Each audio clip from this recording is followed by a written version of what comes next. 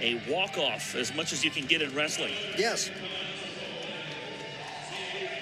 At 184, there's Anthony Carman out of Glendale, West Virginia. He finished 6th at Midlands for West Virginia.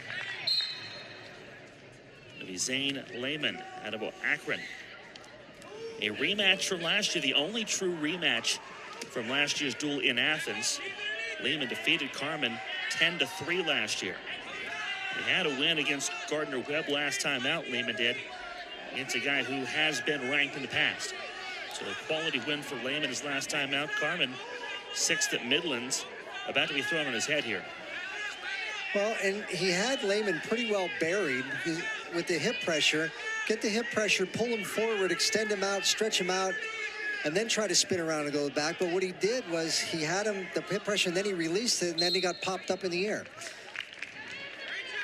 I mean, I guess those are the things where Coach Flynn says, look, we got to get better at defending leg shots, and that's one of those things, right? Be in good position, pound him with your hip, knock him down onto the mat. Then you use a little, turn your hip from side to side, give yourself a little angle and some pressure, and see if you can spin around the corner and get yourself some points. But yeah, we asked him earlier this week, where do they got to get better before Big 12? That's what he said, defending leg shots, getting to your offense quicker. For Anthony Carman, getting to offense, I would think, would be a priority. Of all the Mountaineers who won, all 9 of them against Fairmont State, his was the only one that was not a pin or tech fall. He's given up 2 points here.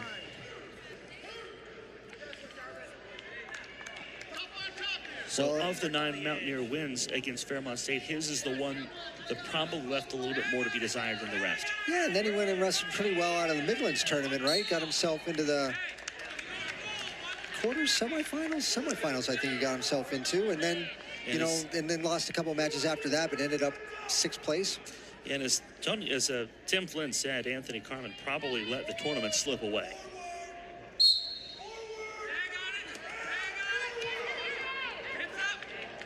That's so late. Position for Zayne Lehman. Yeah, no, he does a nice job. He stops the initial movement by Carman and does a nice job of knocking him down.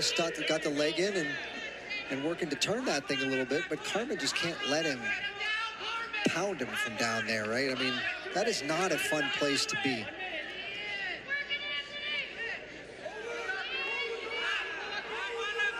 And he's done it. Lehman doing a nice job of potentially turning Carman's hip, which is what you're trying to do on top. You got that leg in, you're using it as leverage. It's kind of like a lever, right? And you're using your own hip to pop it up and turn his hip while you're doing that, sort of like that.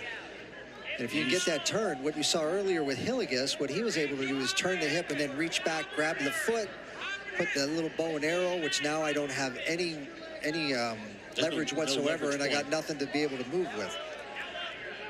But Carman also almost had all of his leverage taken away. He's got a little bit now. Tries to get the escape. And Lehman not letting him up. Well, what Carman tried to do was roll through. He tried to do a Granby roll. He was feeling a little bit of Lehman trying to tilt him potentially, and does a roll and tries to roll through. Lehman does a good job of settling him out, almost getting near fall. Minute 43 riding time for Lehman, because he does a nice job on the takedown, is aggressive on the takedown, and then buries him down to the mat for most of the first period. Half the period. Right.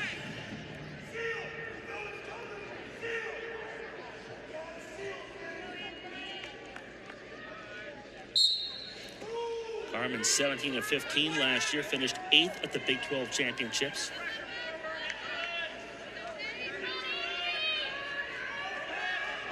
Lehman does a nice job at sort of tripoding and popping himself up. But again, you see Carman, that time he was heavy on him, right? Heavy on the front end, trying to pull him forward, drive him forward, knocks him back down to the mat. Lehman back up to his feet. And just going to get a reversal out of this. Carman trying to drive him into the ground.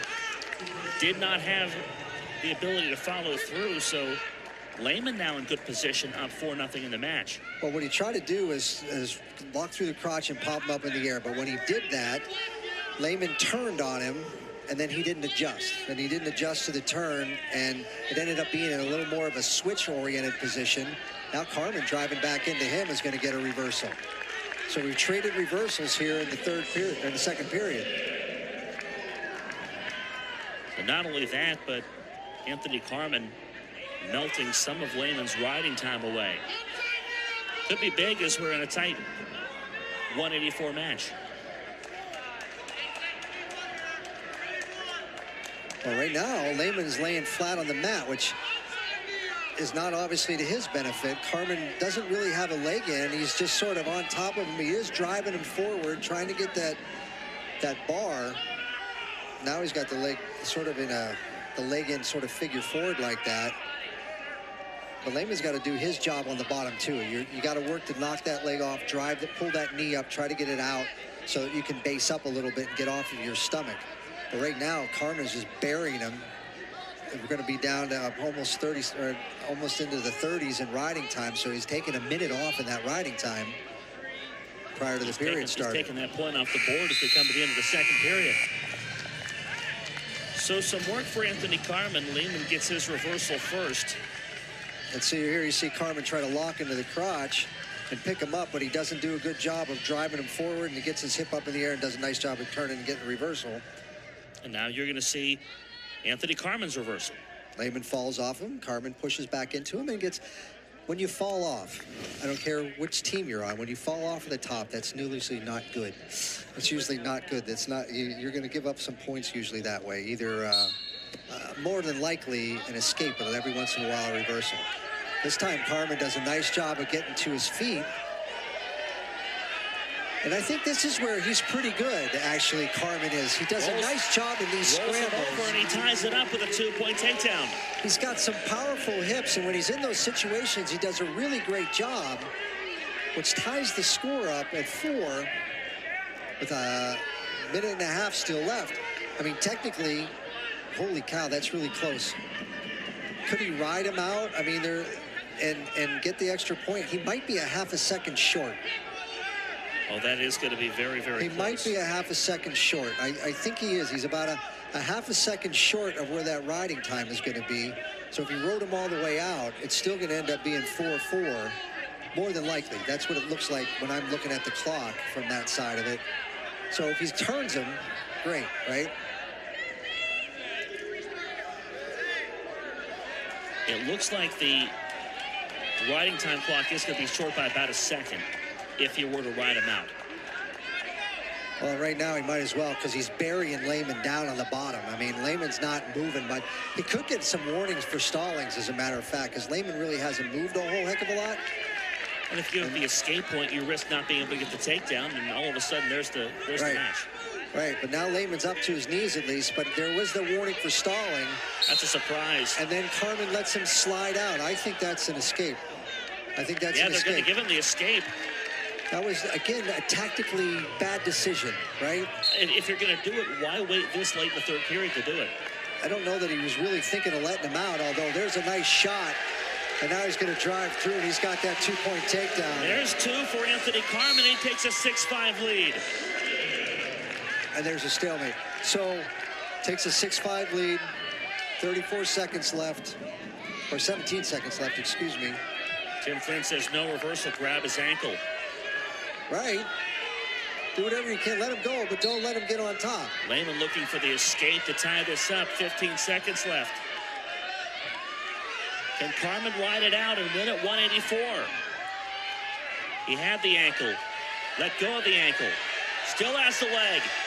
There's the body slam. It's the exclamation point on that victory at 184. Anthony Carman worked in the last 15 seconds of that match for the win. Well, that's what he was trying to do in the second period, but didn't get in the right position, didn't cover the hip very well. And therefore, this is where he escapes and does the reversal, right? Does it roll through, and he's just got really nice and powerful hips and just drives right back through Lehman and gets that reversal, which was huge there in the third period. And then here's that takedown, right? Does a nice job with a nice duck under. Lehman tries to like split, do that straight leg thing. Carman does a nice job in coming back, getting the double leg. There's a 2-point takedown.